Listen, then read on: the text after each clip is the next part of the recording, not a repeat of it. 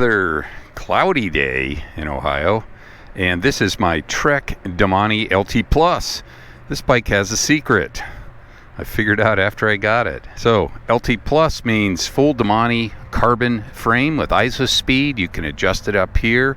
This one comes with Ultegra brakes, full Ultegra drivetrain, and it has the Fazua 50, even though they call it the Ride 50 250 watt hour battery and motor combo that you can remove. If we look at the actual engineered by Trek bicycle certification, it does have rated at 250 watt peak or continuous peak power 400 watts, max torque 60 newton meters. And it's kind of interesting. When I got it, I didn't realize it, but I hooked up the Fazua app and I looked at the factory profiles, and hopefully this will show up, but it shows 250 watts max power. Well, there's Breeze. We're at 100 watt max.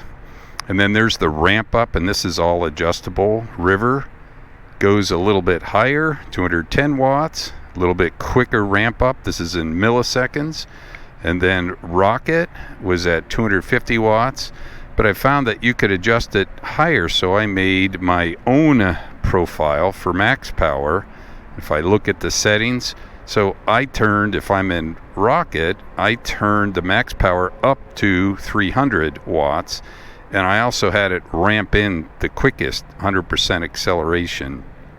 That means at about 500 milliseconds, a half second, as soon as you touch the pedal.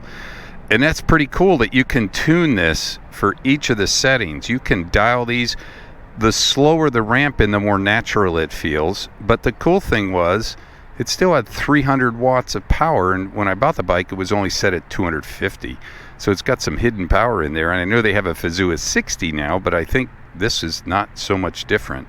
I like this setting because you can just dial this to whatever you like, however you want it, and it's so easy. You just grab these and just move them. It's pretty cool. So how does the bike work? It is smooth, comfy with the Domane, very easy comfort wise, because you got the adjustable flex here, you've got ISO's flex up in the headset area.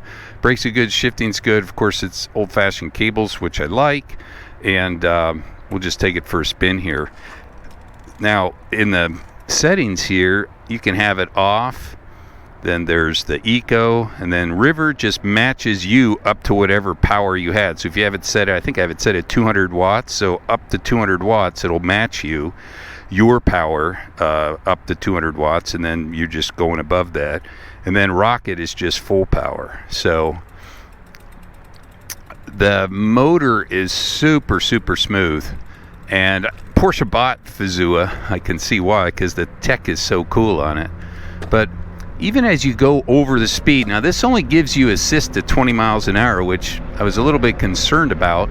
But once I started riding the bike, actually, I found that even if you go over 20 miles an hour, you don't even feel any drag. And a lot of times when I ride the bike, I have the assist totally off because it's so smooth.